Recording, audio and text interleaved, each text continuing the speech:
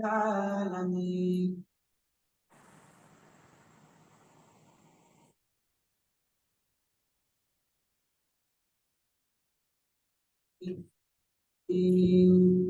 الرحمن الرحيم مالك يوم الدين إياك نعبد وإياك نستعين اهدنا الصراط المستقيم صراط الذين أنعمت عليهم غير المغضوب عليهم ولا الضالين.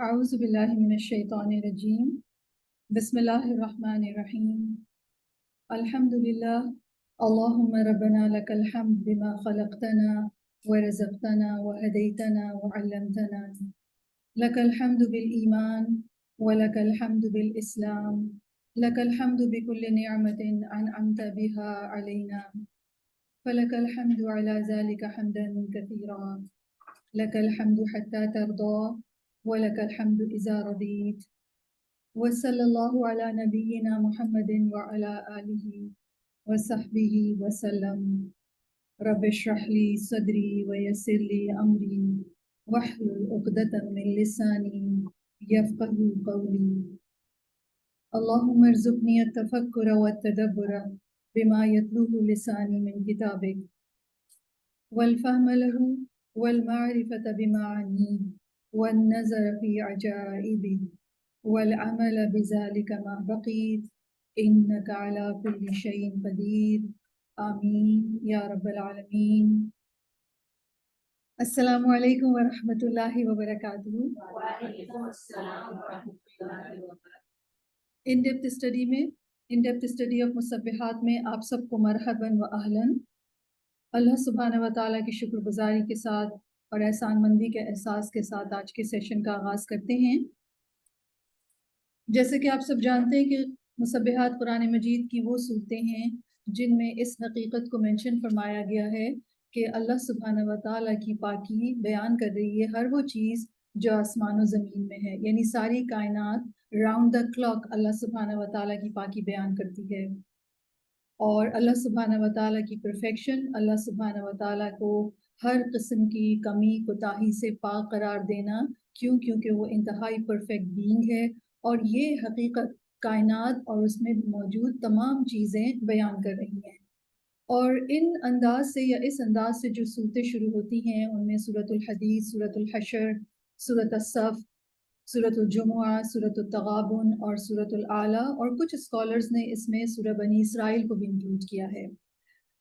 رمضان سے ہم نے اس ان ڈیپتھ اسٹڈی کا آغاز کیا تھا اور الحمدللہ ہم اس میں سورۃ الحدید، الحشر، الصف کی اسٹڈی کمپلیٹ کر چکے ہیں، اور ان دنوں ہم سورۃ الجمعہ کو اسٹڈی کر رہے ہیں.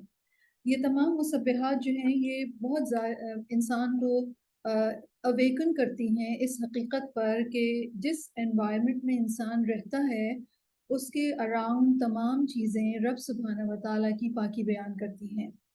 اور اس بارے میں اویکن کرنا بیسیکلی کیوں ہے؟ کیونکہ انسان کو جو مقام اور مرتبہ دیا گیا ہے اس بنا پر سب سے زیادہ تثبیت اس کو بیان کرنی چاہیے. تو ایک مسلسل ایک کمپیریزن ہم دیکھتے ہیں ان تمام صورتوں کے آغاز میں کہ اللہ سبحانہ و تعالیٰ نے انسان کو اس بات کی آگہی دی ہے اور اس کے شعور کو جگایا ہے کہ دیکھو تمہارے اراؤنڈ جو چیزیں ہیں وہ تو رب سبحانہ و تعالیٰ کی پاکی بیان کرتی ہیں. اور تمام مخلوقات میں سب سے زیادہ جس مخلوق کو نوازا گیا ہے وہ انسان ہے.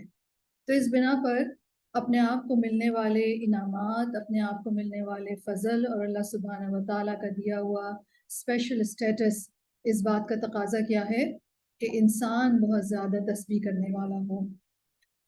تو اللہ سبحانہ و تعالیٰ نے ہمیں یہ خوبصورت صورتیں دی ہیں، اور انشاءاللہ تعالیٰ ہم سورۃ الجمعہ کی کچھ آیات کی تفسیر ہم کر چکے ہیں. انشاءاللہ تعالیٰ ہم اس کو آج کنٹینیو کریں گے. لیکن سب سے پہلے اس ہستی کا ذکر جس کی پاکی آسمان و زمین کی ہر چیز بیان کر رہی ہے۔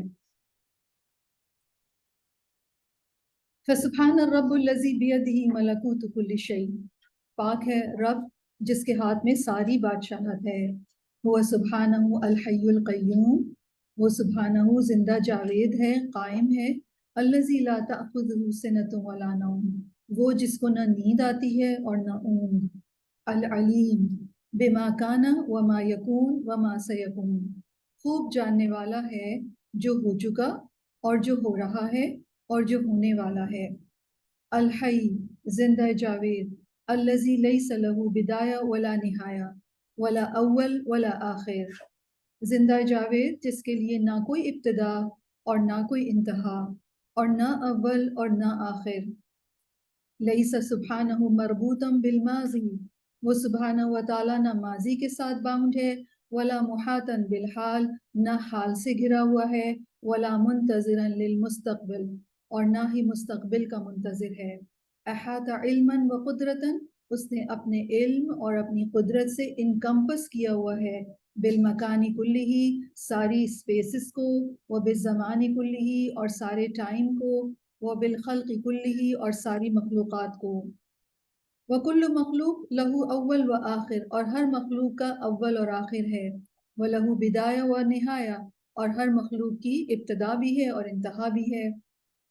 هو اللہ، وہ اللہ، الذی لا الہ غیرہ ولا رب سواہ، اس کے سوا کوئی معبود نہیں اور نہ کوئی رب اس کے سوا ہے۔ امرنا اللہ نعبد احدا سواہ، اس نے ہمیں حکم دیا کہ ہم اس کے سوا کسی ایک کی بھی عبادت نہ کریں۔ ولا ندعو الا ایاہ، اور نہ ہی اس کے سوا کسی کو پکاریں۔ وہ سبحانہ الملک القادر علی کل شیء، وہ سبحانہ و تعالی بادشاہ ہے، ہر چیز پر خوب قادر ہے۔ الذی یفعل ما یشاء، وہ کرتا ہے جو وہ چاہے۔ وَيَحْكُمُ مَا يُرِيدُ، اور وہ حکم دیتا ہے جس کا وہ ارادہ فرمائے۔ أَمَرَ خَلْقَهُ أَن يَعْبُدُوهُ، اس نے اپنی مخلوق کو حکم دیا کہ وہ اس کی عبادت کریں۔ وَنَهَاهُمْ أَن يَعْبُدُوا أَحَدًا سِوَاهُ، اور انہیں روکا ہے کہ وہ اس کے سوا کسی اور کی عبادت کریں۔ فِي قَبْضَتِهِ كُلُّ أَحَدٍ سِوَاهُ، ہر ایک اس کے قبضے میں ہے۔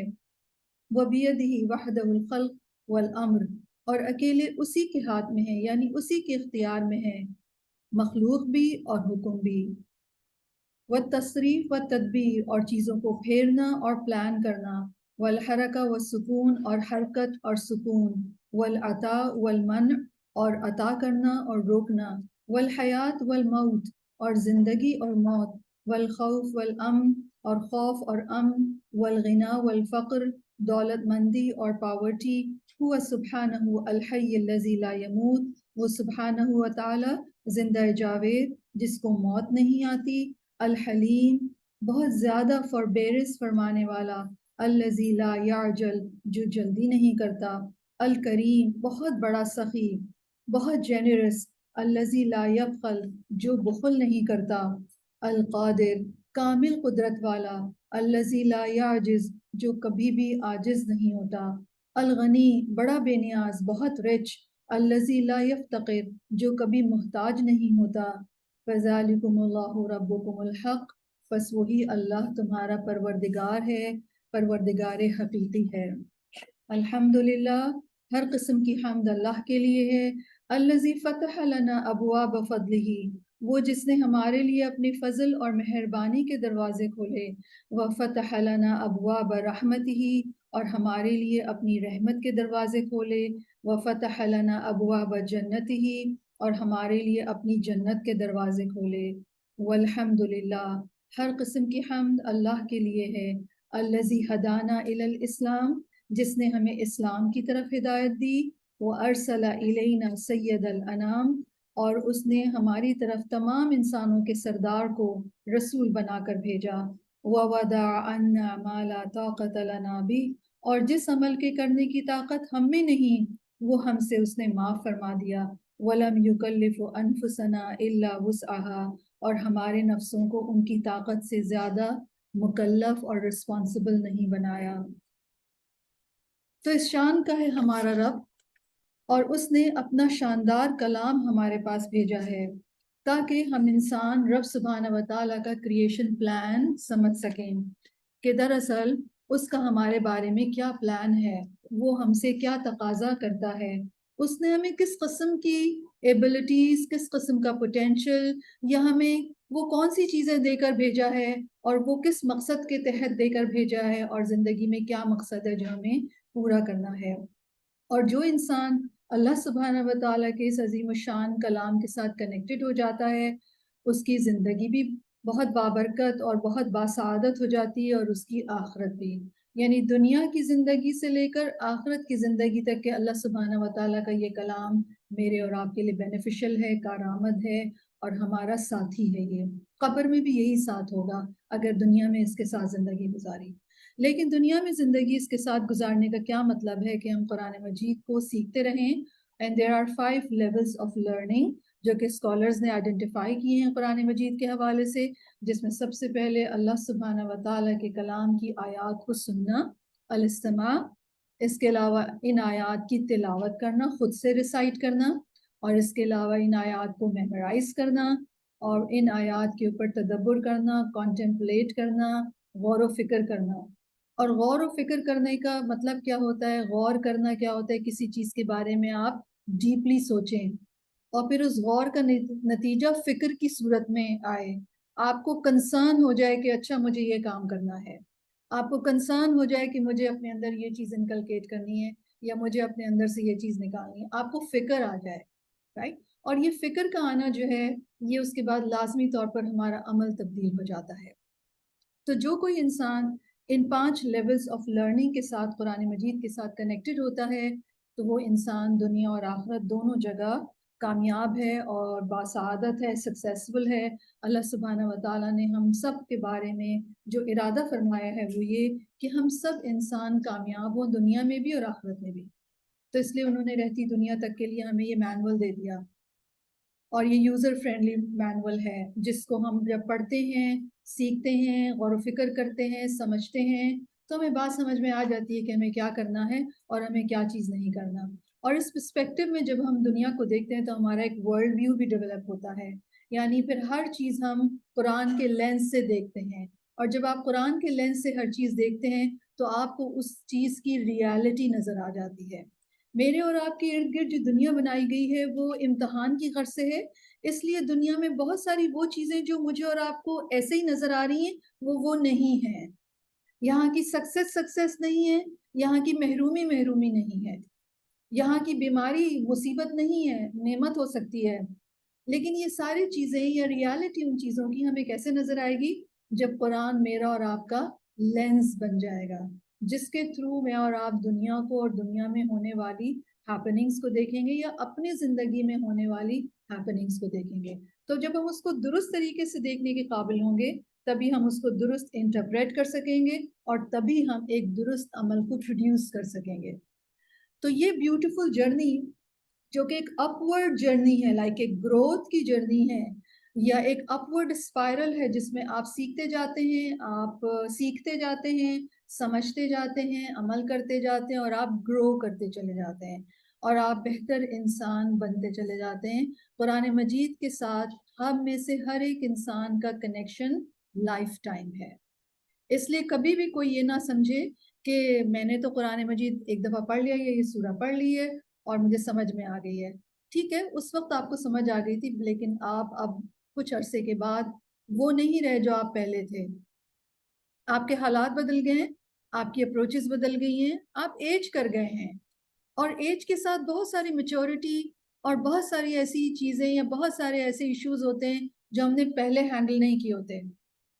ہم سب جانتے ہیں ہمیں ٹین ایج میں اپنی اس ایڈلٹ کے بارے میں کوئی آئیڈیا نہیں تھا، حالانکہ ہماری امیاں ہمارے سامنے تھیں، رائٹ؟ ہم نے اپنی نانیوں کو بھی دیکھا، لیکن ایکچولی اس ایج میں جانا کیا ہوتا ہے وہ جب آپ اس ایج میں آتے ہیں تبھی آپ کو پتہ چلتا ہے، جب آپ ایکسپیرینس کرتے ہیں۔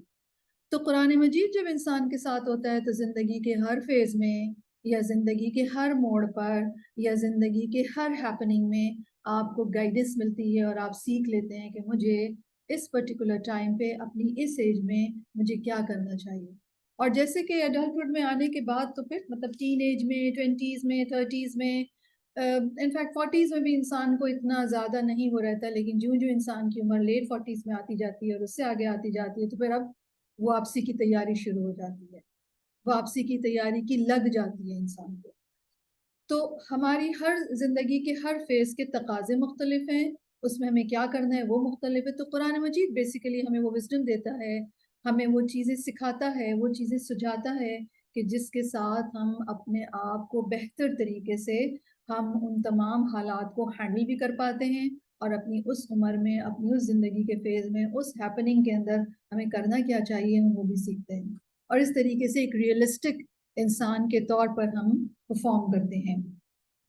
تو this is the beauty of Quran Majeed, and this is basically معجزہ ہے قرآن مجید کا کہ یہ آپ کو زندگی کے ہر فیز میں آپ کا ساتھی ہے.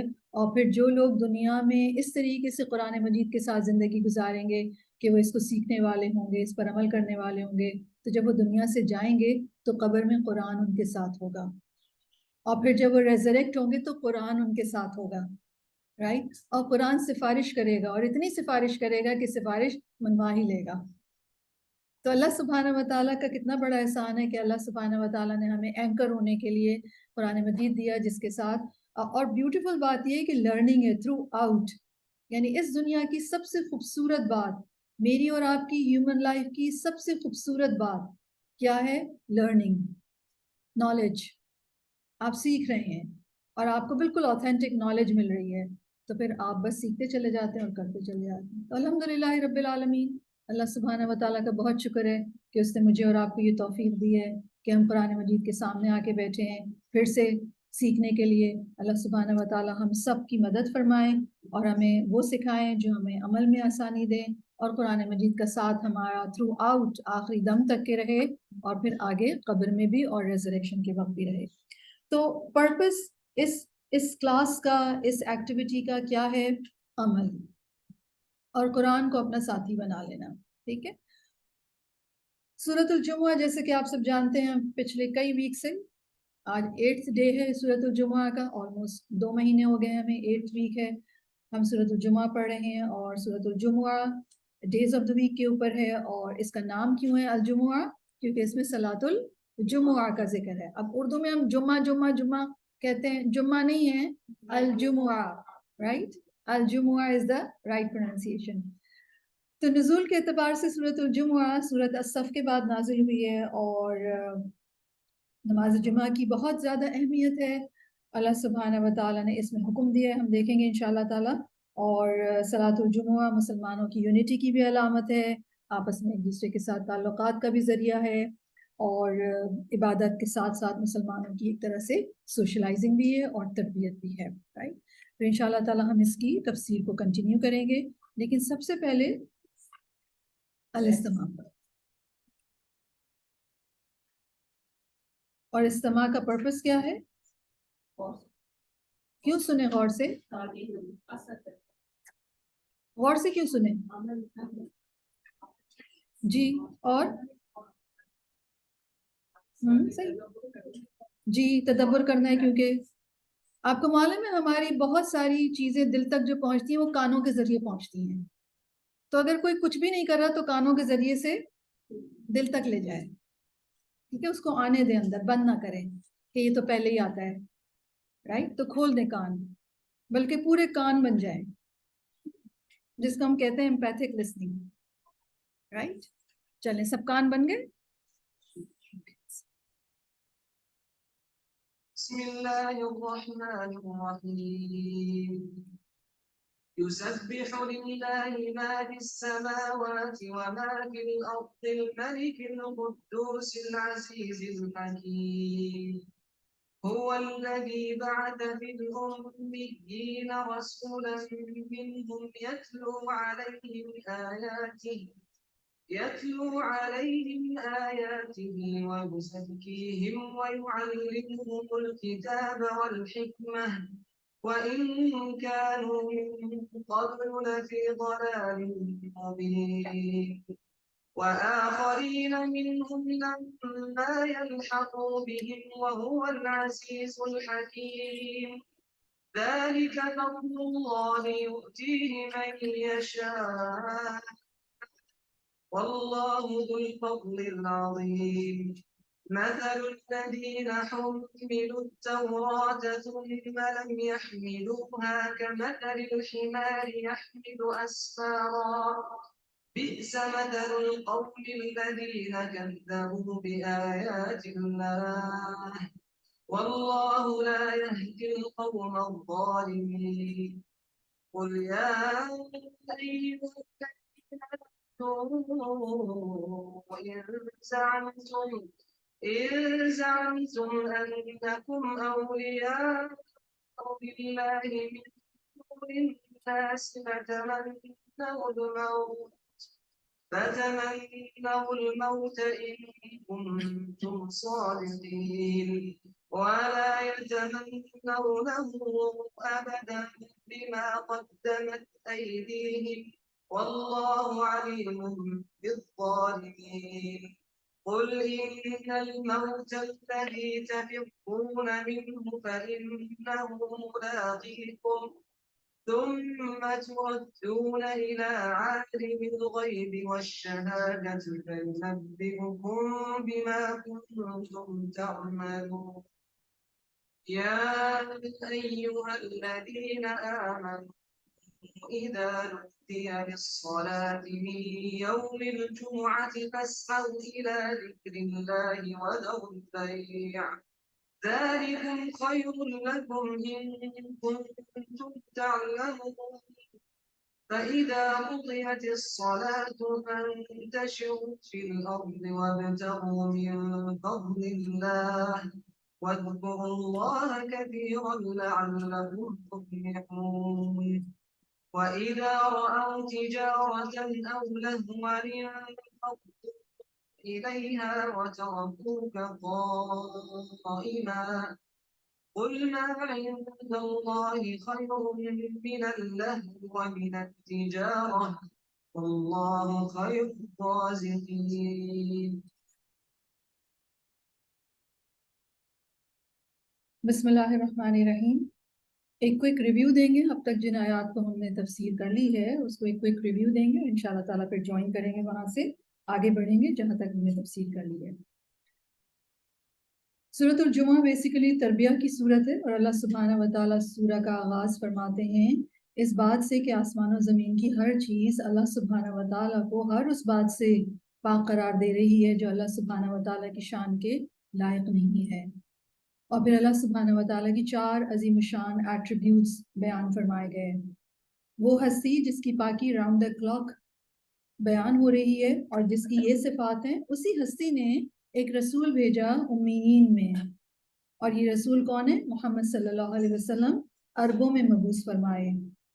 ऐसे ही शान वाले रब का ये काम था कि उसने नबी सल्लल्लाहु अलैहि वसल्लम को इंसानों के पास भेजा, और इस पर भी अल्लाह सुब्हानहू व तआला की तस्बीह है। और नबी करीम सल्लल्लाहु अलैहि वसल्लम को 4 काम असाइन किए, राइट। वो हस्ती जिसका इतना इम्प्रेसिव डिस्क्रिप्शन यहाँ बयान किया गया है पहली आयत में कि वो अल मलिक है, कुद्दूस है, अल अजीज़ है, अल हकीम है, और उसकी पाकी राउंड द क्लॉक सारी यूनिवर्स में बयान फरमाई जा रही है। उसी हस्ती ने रसूल भेजा, और रसूल कौन से काम करते हैं? 4 काम करते हैं। वो बादशाह के साइंस पढ़ते हैं, बादशाह के अल्फाज को पढ़कर सुनाते हैं, वो अपने फॉलोअर्स को, ईमान लाने वालों को प्योरीफाई करते हैं। और ये बहुत ज़बरदस्त बात है कि अल्लाह सुब्हानहू व तआला के 4 एट्रीब्यूट्स अल्लाह ताला ने बयान फरमाए और रसूल अल्लाह सल्लल्लाहु अलैहि वसल्लम के 4 काम इन 4 एट्रीब्यूट्स के साथ कॉरेस्पॉन्ड करते हैं। और जब मैं और आप ये रियलाइज़ करते हैं ना कि रसूल अल्लाह सल्लल्लाहु अलैहि वसल्लम ने जो आयात हमें पढ़कर सुनाई, जो आयात आज मेरे और आपके सामने हम पढ़ रहे हैं, ये बादशाह के अल्फाज हैं, ये आम अल्फाज नहीं है। और वो बादशाह भी कौन सा बादशाह? जो बादशाहों का बादशाह, आई मीन रियल बादशाह, जो उसका कलाम मेरे और आपके पास है। और फिर ना सिर्फ रसूल सल्लल्लाहु अलैहि वसल्लम ने आयात पढ़कर सुनाई, बल्कि तस्किया भी करते हैं वो उनका। तो वही सुब्हानहू व तआला मुझे और आपको पाक कर सकता है, प्योरीफाई कर सकता है, जो सारी पाकीज़गी का सोर्स है, जो खुद अल कुद्दूस है जल्ल जलालहू। और फिर ये कि वयुअल्लिमुहुमुल किताब वल हिकमा, वो लॉज बताते हैं रसूल। किसके लॉज? وہ جس کی جو بادشاہ ہے، جس کی فل اتھارٹی ہے، جو العزیز ہے، absolute and complete authority, dominance میرے اوپر کس کی ہے؟ اللہ سبحانہ و تعالیٰ کی. تو لاز بتاتے ہیں کہ دیکھو یہ لاز بادشاہ نے، وہ جس کا اختیار تم پر ہے پورے کا پورا، اب مجھے وہ لاز فالو کرنے ہیں. اور صرف رولز ہی کافی نہیں ہے، مجھے پرحکمت زندگی بھی گزارنی ہے. تو نبی کریم صلی اللہ علیہ وسلم نے الحکمت بھی سکھائی، اور حکمت آ ہی نہیں سکتی، وزڈم آ ہی نہیں سکتی جب تک الحکیم سے وزڈم نہ لی جائے. الحکیم جو ہے وہ حکمت کا، وزڈم کا سورس ہے. تو وحی الہی کے بغیر کوئی بھی انسان وائز نہیں ہو سکتا. تو جو بھی انسان ان 4 کاموں کے ذریعے سے اللہ سبحانہ و تعالیٰ کے بھیجے ہوئے اس کریکولم، اس منہج کے ذریعے سے اپنے آپ کو بہتر نہیں بنا رہا، وہ کھلی گمراہی میں ہے یا جہالت میں مبتلا ہے انسان.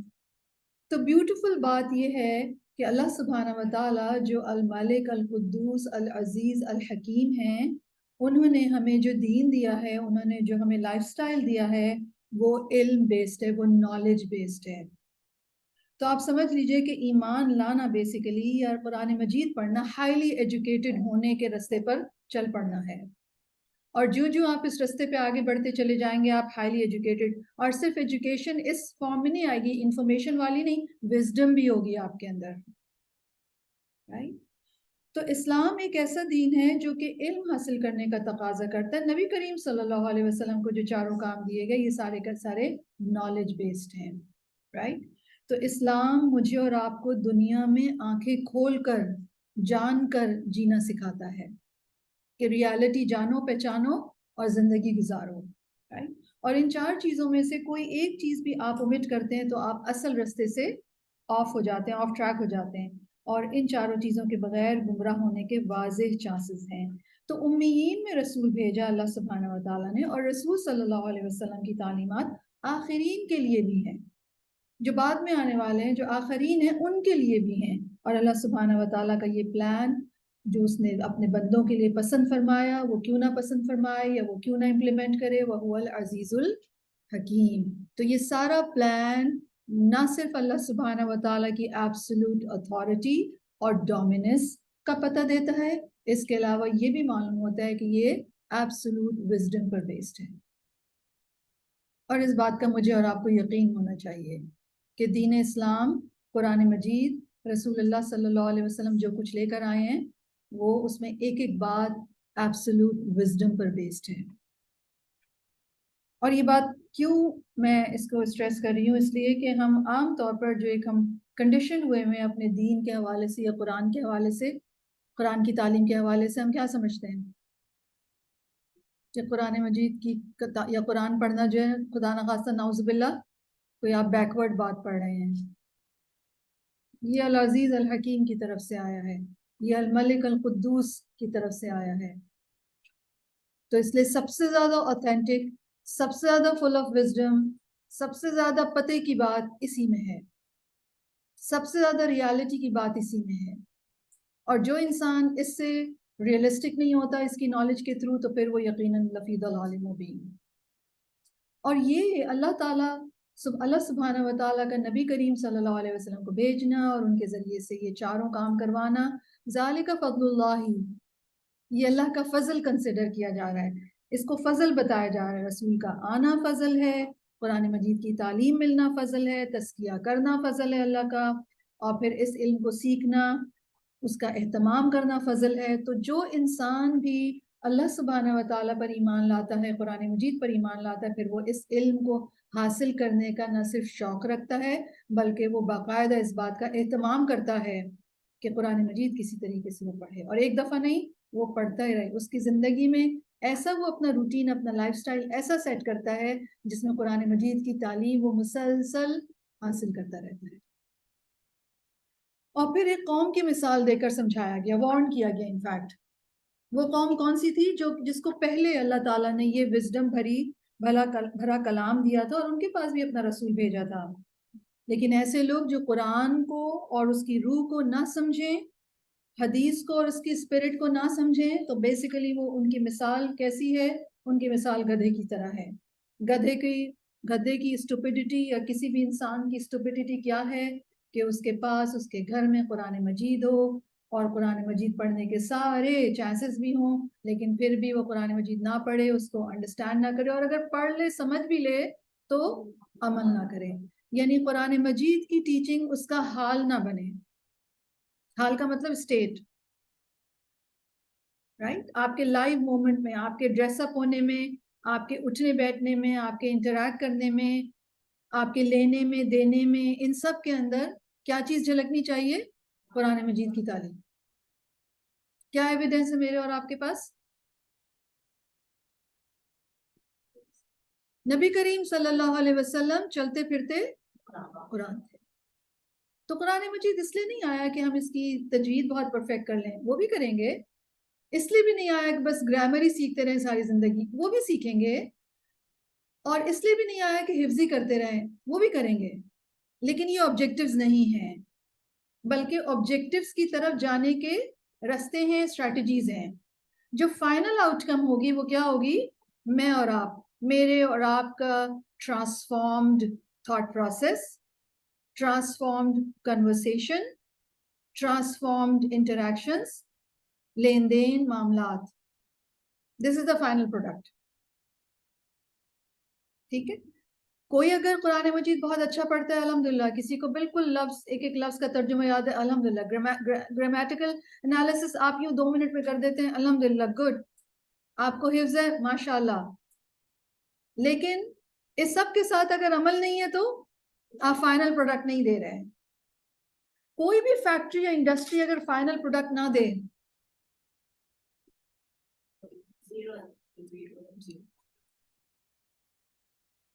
ٹھیک ہے؟ تو اس لیے ہر چیز کے اوپر کیا کرنا ہے، میں اس پہ عمل کیسے کروں؟ عمل عمل عمل. کیونکہ مجھے اور آپ کو کس لیے بھیجا گیا ہے؟ عمل کرنے کے لیے. اب آپ یہ کہہ سکتے ہیں کہ تجوید بھی تو ایک عمل ہے. جی ہے، لیکن وہ ایک اور جو فائنل جو آؤٹ کم ہونا چاہیے وہ اس کو فیسیلیٹیٹ کرنے والا عمل ہے. وہ اٹ سیلف آبجیکٹو یا پرپس نہیں ہے. ٹھیک ہے؟ تو جو لوگ قرآن مجید کو یا رسول اللہ صلی اللہ علیہ وسلم کی حدیث کو اس کی روح کے ساتھ نہ لیں، وہی ظالم ہیں. سمپل. کیونکہ اس قوم کو جو پریویس مسلمان قوم تھی، اللہ تعالیٰ نے 2 دفعہ ان کے بارے میں فرمایا کہ وہ ظالم ہیں. اور ظالم کون ہوتا ہے؟ جو کسی بھی چیز کو اس کا حق نہیں دیتا. سمپل معنی جو ظالم کی ڈیفینیشن ہے وہ کیا ہے؟ کہ چیزوں کو ان کی اصل جگہ پہ نہ رکھنا.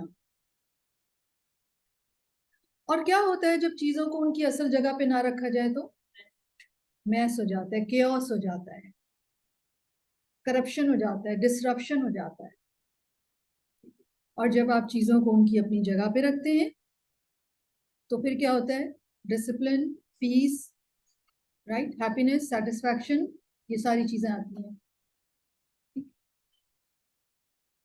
پھر اللہ سبحانہ و تعالیٰ نے ایمان والوں کو خطاب فرمایا تھا، یا ایھا الذین آمنو، اے لوگو جو ایمان لائے ہو، اذا نودی للصلاۃ من یوم الجمعۃ، جب پکارا جائے نماز کے لیے جمعے کے دن تو کیا کرو؟ فاسعوا الی ذکر اللہ. اور اس آیت کے اس حصے کو ہم ایکسپلین کر رہے تھے، اس کو ڈسکس کر رہے تھے کہ فاسعوا الی ذکر اللہ، ذکر اللہ میں خطبہ بھی شامل ہے اور ذکر اللہ میں نماز بھی شامل ہے. اور میں نے آپ کو احادیث بتائی تھی جس میں باقاعدہ الذکر کا لفظ آیا ہے خطبے کے لیے، کہ فرشتے پھر وہ کھڑے رہتے ہیں دروازے پہ، اور جب امام آتے ہیں خطبہ دینے کے لیے تو وہ اپنے صحیفے لپیٹ دیتے ہیں اور یستمعون الذکر. تو ذکر سے مراد پھر خطبہ ہے. تو اس سے ہمیں معلوم یہ ہو رہا ہے کہ جمعہ جو ہے وہ ایک تعلیمی عبادت ہے جس میں نماز کے ساتھ خطبے کو جمع کیا گیا ہے. اور خطبہ بیسیکلی کیا ہے؟ ذکر، ریمائنڈر، یاد، تعلیم. اور ذکر کی مجلسیں جو ہوتی ہیں جن میں اللہ سبحانہ و تعالیٰ کا ذکر ہوتا ہے، اس میں فرشتے حاضر ہوتے ہیں اور ڈھانپ لیتے ہیں. تو نہ صرف یہ کہ خطبہ ذکر ہے، بلکہ جہاں جہاں اللہ سبحانہ و تعالیٰ کا ذکر ہو رہا ہے، اللہ کے دین کی تعلیمات دی جا رہی ہیں، احادیث کی تعلیم ہو رہی ہے، اللہ سبحانہ و تعالیٰ کا ذکر ہے، آخرت کی یاد ہے، یہ ساری چیزیں ذکر میں انکلوڈڈ ہیں. تو ذکر کا لفظ ہمارے دین میں ایک بہت وسیع معنی رکھتا ہے. تسبیح بھی کرنا بھی ذکر ہے، لیکن اگر میں آپ کے ساتھ بیٹھ کر اللہ کی باتیں کروں، اللہ کی شان بتائیں، ایک دوسرے کو اللہ کی قدرت بتائیں، تو یہ بھی کیا ہوگا؟ ذکر ہے اپنے الفاظ میں. ٹھیک ہے، ایک تو رسول اللہ صلی اللہ علیہ وسلم نے ہمیں الفاظ سکھائے ہیں، قرآن مجید میں الفاظ سکھائے گئے ہیں، لیکن اگر ہم اپنے الفاظ میں بھی اللہ سبحانہ و تعالیٰ کی بڑائی، کبریائی، اللہ کی تعریف کر رہے ہیں، اللہ کی پاکی بیان کر رہے ہیں، تو وہ ہمارے اپنے الفاظ بھی ذکر کہلائیں گے. تو خطبہ بھی ذکر ہے، اور اس کے علاوہ اور بھی چیزیں، انفیکٹ نماز کو بھی ذکر کہا گیا ہے، اور اللہ کا ذکر جو ہے یہ سب سے بڑی چیز ہے. ابو سعید خدری کہتے ہیں کہ رسول اللہ صلی اللہ علیہ وسلم نے فرمایا، جب جمعے کا دن آتا ہے تو فرشتے مسجد کے دروازوں پر بیٹھ جاتے ہیں اور لوگوں میں سے درجہ بدرجہ آنے والوں کا ثواب لکھتے رہتے ہیں. کسی کا ثواب اونٹ صدقہ کرنے کے برابر، کسی کا ثواب گائے صدقہ کرنے کے برابر، اور کسی کا ثواب بکری صدقہ کرنے کے برابر، اور کسی کا ثواب مرغی صدقہ کرنے کے برابر، اور کسی کا ثواب ایک چڑیا صدقہ کرنے کے برابر، اور کسی کا ثواب ایک انڈا صدقہ کرنے کے برابر. پھر جب مؤذن اذان دیتے ہیں تو امام منبر پر تشریف لاتے ہیں تو فرشتے صحیفے لپیٹ دیتے ہیں اور مسجد میں داخل ہو کر غور سے ذکر سننے لگتے ہیں. طویت السر ودخل المسجد ویستمعون الذکر. یستمعون کا مطلب کیا ہوتا ہے؟ غور سے سننا. تو اس دوسری حدیث میں بھی، ایک حدیث میں نے آپ کو لاسٹ ویک بتائی تھی، کہ دوسری حدیث میں بھی خطبے کے لیے ذکر کا لفظ ہے.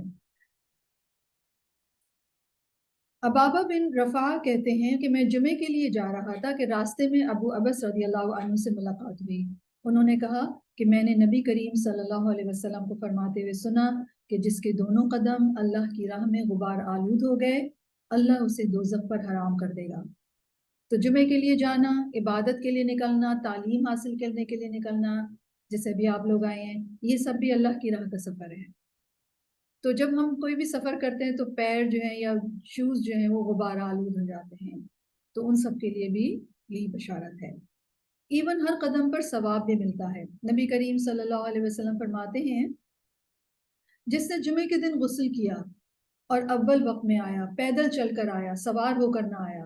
اور بہت دفعہ ایسا ہوتا ہے کہ گاڑی پر اگر آپ جائیں بھی تو پارکنگز بہت دور ملتی ہیں، تو وہاں سے پھر آپ واک کر کے آتے ہیں. تو اگر کوئی پیدل چل کر آیا، امام سے قریب ہو کر توجہ سے خطبہ سنا اور خطبے کے دوران کوئی فضول حرکت نہ کی، اسے ہر قدم کے بدلے 1 سال کے روزے اور اس کے قیام کا ثواب ملے گا. تو اس سے اندازہ ہوتا ہے کہ ہمارے دین میں جو ایک کلیکٹیو عبادت ہے، جیسے جمعے کے دن سب لوگ اکٹھے ہوتے ہیں، اس کی بہت فضیلت ہے. نماز تو بہت مختصر سی ہے، لیکن فضیلت کس بنا پر ہے؟ خطبے کی بنا پر. عورتوں کے اوپر فرض نہیں. جب ان کے پاس فرض نہیں ہے تو آف کورس اگر وہ کبھی جائیں گی تو یقیناً اللہ کی شان سے یہی امید ہے کہ ثواب ملے گا، لیکن ان کے اوپر فرض ہی نہیں ہے. تو جو چیز فرض نہیں ہے اس کو ہم اپنے اوپر فرض نہیں کر سکتے. ہمیں اگر اللہ تعالیٰ نے فرض نہیں کیا اور ہمیں کہا ہے کہ ہم گھر میں بیٹھ کے پڑھیں تو ہمارے لیے وہ افضل ہے. ٹھیک ہے. تو مسلمان جب اکٹھے ہوتے ہیں اور عبادت کے لیے اکٹھے ہو رہے ہیں اور پھر خطبہ سن رہے ہیں، تو اکیلے کہیں بیٹھ کر عبادت کرنا اور کچھ اللہ کا ذکر سننا ایک بالکل different state of the heart ہوتی ہے. لیکن جب آپ سب کے ساتھ مل کر جب اللہ سبحانہ و تعالیٰ کا ذکر سنتے ہیں یا کرتے ہیں، عبادت کرتے ہیں، تو اس میں آپ کی اسٹیٹ کچھ اور ہوتی ہے. ٹھیک ہے، فرق پڑ جاتا ہے، کیونکہ ہم ایک دوسرے کی انرجیز، ہم ایک دوسرے کی انسپریشنز سے ہم افیکٹ ہوتے ہیں، اور جب ہم اکٹھے ہو کے کوئی کام کر رہے ہوتے ہیں تو اس میں آف کورس انرجی انسپریشن جو ہے وہ ملٹیپلائی بھی ہو جاتی ہے. سیدنا موسیٰ علیہ السلام نے اپنے بھائی سیدنا ہارون کے لیے اللہ تعالیٰ سے نبوت مانگی تھی. اور کیوں مانگی تھی؟ انہوں نے فرمایا تھا کہ اشتد بھی ازری کئی نسبحک کثیرا ونذکرک کثیرا، تاکہ ہم دونوں مل کر خوب آپ کی تسبیح کریں اور خوب آپ کا ذکر کریں. تو جب 2 لوگ ذکر کرتے ہیں تو ذکر ملٹیپلائی ہو جاتا ہے، رائٹ. تو تسبیح کے بعد ذکر کا انہوں نے کہا سیدنا موسیٰ نے، تو کوئی بھی ذکر جو کہ علمی لیول کا ہو، تعلیمی ہو، ڈسکشن ہو رہا ہو، وہ بھی اللہ کا ذکر شمار ہوتا ہے. ٹھیک ہے. ابو سعید خدری کہتے ہیں کہ نبی کریم صلی اللہ علیہ وسلم نے فرمایا، جو آدمی ایک دن میں 5 امور پر عمل کرے گا اللہ تعالیٰ اسے جنت والوں میں لکھ دیں گے۔ وہ 5 کام کیا ہیں؟ مریض کی تیمارداری، جنازے میں شریک ہونا، دن کا روزہ رکھنا، جمعے کے دن نماز کے لیے نکلنا، اور غلام آزاد کرنا۔ آف کورس اب غلام تو نہیں ہے، لیکن اگر کوئی بہت مشکل میں پھنسا ہوا ہے انسان، اس کی مدد کر دی جائے، اس کو کوئی راہ دکھا دی جائے، یا بہت دفعہ کچھ لوگ جب بہت پریشان ہوتے ہیں تو ان کو اپنے مسئلے کا سولوشن نظر نہیں آ رہا ہوتا، یا ان کو کام کرنے کی ضرورت ہوتی ہے کہ کوئی ان کو کام کر دے، کوئی ان کو پرسکون کر دے تاکہ وہ بہتر طریقے سے سوچ سکیں، تو پھر ایسے میں کسی شخص کی اس طرح سے مدد کر دی جائے یا اس کے مسئلے کو حل کرنے میں اس کو فیسیلیٹیٹ کر دیا جائے۔ جی، نبی کریم صلی اللہ علیہ وسلم فرماتے ہیں کہ جو آدمی ایک دن میں 5 امور پر عمل کرے گا اللہ تعالیٰ اسے جنت والوں میں لکھ دیں گے۔ وہ 5 کام ہیں: مریض کی تیمارداری کرنا، جنازے میں شریک ہونا، دن کا روزہ رکھنا، جمعے کے دن نماز کے لیے نکلنا، اور غلام آزاد کرنا۔ جمعے کی تیاری کے حوالے سے بھی ہمیں رسول اللہ صلی اللہ علیہ وسلم کی انسٹرکشنز ملتی ہیں۔ جمعے کی تیاری میں جو سب سے پہلی چیز ہے وہ ہے غسل، شاور لینا، رائٹ؟ اور یہ بہت اہم ترین ہے۔ کچھ کے نزدیک، کچھ اسکالرس کے نزدیک یہ واجب ہے، اور کچھ اسکالرس کے نزدیک یہ مستحب ہے۔ تو جو شخص جمعے کے دن فجر کے بعد غسل کر لے گا طلوع فجر کے بعد، تو اس کا وہ غسل جمعے کے دن کے لیے کافی ہو جائے گا، چاہے وہ جنابت ہی کا غسل کیوں نہ کر رہا ہو۔ جمعے کے دن وضو کرنا بھی اچھا ہے، اگر کسی کے کو جلدی ہے یا بہت سردی ہے، ٹائم نہیں رہا ہے تو وضو کر لے، پھر وہ بھی اچھا ہے، لیکن غسل کرنا افضل ہے۔ گو کہ وضو صفائیس کر جائے گا، لیکن جمعے کے دن صفائی میں مبالغہ کرنا افضل ہے، یعنی اچھی طرح ڈیٹیلڈ صفائی کرنی چاہیے یا زیادہ صفائی کرنی چاہیے۔ نبی کریم صلی اللہ علیہ وسلم فرماتے ہیں جو شخص جمعے کے دن غسل کرے، اچھی طرح سنوار کر وضو کرے اور بہترین لباس پہنے، اللہ نے اس کی قسمت میں گھر والوں کی جو خوشبو لکھی ہے وہ لگائے، پھر جمعہ پڑھنے آئے، لغو کام نہ کرے، 2 آدمیوں کے درمیان نہ بیٹھے، تو اس جمعے اور دوسرے جمعے کے درمیان پورے ہفتے کے گناہ معاف ہو جائیں گے۔ اس کے علاوہ مسواک کرنا بھی جمعے کے دن افضل ہے۔ نبی کریم صلی اللہ علیہ وسلم فرماتے ہیں کہ یہ عید کا دن ہے، یعنی جمعے کے لیے فرمایا، جو اللہ نے مسلمانوں کے لیے مقرر کیا ہے، لہٰذا جو شخص جمعہ پڑھنے آئے اسے چاہیے کہ غسل کر کے آئے، خوشبو موجود ہو تو اس میں سے لگائے، اور تم پر مسواک کرنا لازم ہے۔ مسواک کیا ہے؟ سب کو پتہ ہے نا؟ اوکے۔ اس کے علاوہ اچھا لباس پہننا، نبی کریم صلی اللہ علیہ وسلم فرماتے ہیں کہ اگر ممکن ہو تو جمعے کے لیے اپنے کام کاج کے کپڑوں کے علاوہ 2 کپڑے اور بنا رکھنے میں کیا حرج ہے؟ یعنی اگر آپ روزمرہ والے کپڑے نہ پہنے بلکہ ویکلی والے کوئی کپڑے، جیسے ایسے کپڑے جو آپ جمعے کے دن پہن سکیں، تھوڑے سے ذرا بہتر جو نئے نظر آئیں، تو وہ اگر یہ اچھے ہوں تو وہ پہن لیے جائیں۔ نبی کریم صلی اللہ علیہ وسلم فرماتے ہیں جو شخص جمعے کے دن غسل کرے، اچھے کپڑے پہنے، اور اگر اس کے پاس خوشبو ہو تو وہ لگائے، یعنی مست نہیں ہے، فرض نہیں ہے، لیکن اگر ہے تو لگا لے، پھر جمعے کے لیے جائے، لوگوں کی گردنیں نہ پھلانگے۔ یا کیا مطلب؟ یعنی مسجد کے بھی کچھ ایٹیکیٹس ہیں، اس میں اگر لوگ بیٹھے ہوئے ہیں تو آپ ان کے اوپر سے نہیں جا سکتے، جہاں آپ کو جگہ مل رہی ہے آپ بیٹھ جائیں۔ پھر نوافل پڑھے جس قدر اللہ نے اس کے لیے لکھ دیے ہیں، پھر جب امام نکل آئے تو خاموشی اختیار کرے، یہاں تک کہ اپنی نماز سے فارغ ہونے تک کوئی بات نہ کرے، تو یہ اس جمعے اور پچھلے جمعے کے تمام گناہوں کا کفارہ ہے۔ اور سیدنا ابو ہریرہ اگلے 3 دن بھی شامل کرتے اور فرماتے کہ بے شک ایک نیکی کا اجر 10 گنا ہے، تو وہ کہتے تھے 10 دن کے یعنی کہ گناہ معاف ہو جائیں گے۔ اسی طرح آئل کرنا بالوں کو، نبی کریم صلی اللہ علیہ وسلم فرماتے ہیں کہ جو شخص جمعے کے دن غسل کرے، جس قدر ممکن ہو پاکیزگی حاصل کرے اور اپنے تیل میں سے تیل لگائے یا اپنی گھر کی خوشبو میں سے خوشبو لگائے۔ اور اس حوالے سے مسجد کی طرف جلدی نکلنا پسندیدہ ہے، کیونکہ جب امام نکل آتے ہیں خطبہ دینے کے لیے تو پھر فرشتے اپنے جو رجسٹرز ہوتے ہیں وہ ریپ کر دیتے ہیں، تو پھر نام لکھنا بند ہو جائے، ٹھیک ہے؟ تو اس لیے پریفریبل یہی ہے کہ ارلی جایا جائے جمعے کے لیے۔ اس کے علاوہ جمعے کے دن جو ایک بہت امپورٹنٹ عمل ہے وہ ہے کثرت سے درود پڑھنا۔ نبی کریم صلی اللہ علیہ وسلم فرماتے ہیں کہ جمعے کے دن اور جمعے کی رات کو، یعنی جمعرات کو مغرب سے اگلا دن شروع ہو جاتا ہے، تو وہ رات اور پھر جمعے کا سارا دن مغرب تک کے۔ نبی کریم صلی اللہ علیہ وسلم فرماتے ہیں جمعے کے دن اور جمعے کی رات کو کثرت سے مجھ پر درود پڑھا کرو، اور جو شخص بھی مجھ پر ایک دفعہ درود پڑھتا ہے اللہ تعالیٰ اس پر 10 رحمتیں نازل فرماتے ہیں۔ اوس بن اوس کہتے ہیں کہ نبی کریم صلی اللہ علیہ وسلم نے فرمایا بے شک تمہارے افضل دنوں میں سے جمعے کا دن ہے، اسی دن آدم علیہ السلام پیدا کیے گئے، اسی دن ان کی روح قبض کی گئی، اسی دن سور پھونکا جائے گا اور اسی دن لوگ بے ہوش ہوں گے، اس لیے اس دن مجھ پر کثرت سے درود بھیجا کرو کیونکہ درود مجھ پر پیش کیا جاتا ہے۔ تو ایک اسپیشل ڈے ہے جس میں نبی کریم صلی اللہ علیہ وسلم کو ہم درود کا تحفہ بھیج سکتے ہیں۔ اس کے علاوہ سورۃ الکہف پڑھنا، نبی کریم صلی اللہ علیہ وسلم فرماتے ہیں جو شخص جمعے کے دن سورۃ الکہف پڑھے تو اس کے لیے دوسرے جمعے تک کے نور روشن رہتا ہے۔ تو دن میں کوئی بھی وقت ہم پڑھ سکتے ہیں مغرب سے پہلے پہلے تک کے۔ تو اللہ سبحانہ و تعالیٰ فرماتے ہیں یا ایھا الذین آمنوا اذا نودی للصلاۃ من یوم الجمعۃ فاسعوا الی ذکر اللہ۔ تو ایک تو یہ حکم ہے کہ اللہ کے ذکر کی طرف دوڑو، اور ہم نے ذکر کو ایکسپلین کیا۔ ناؤ وذروا البیع، اور چھوڑ دو خرید و فروخت۔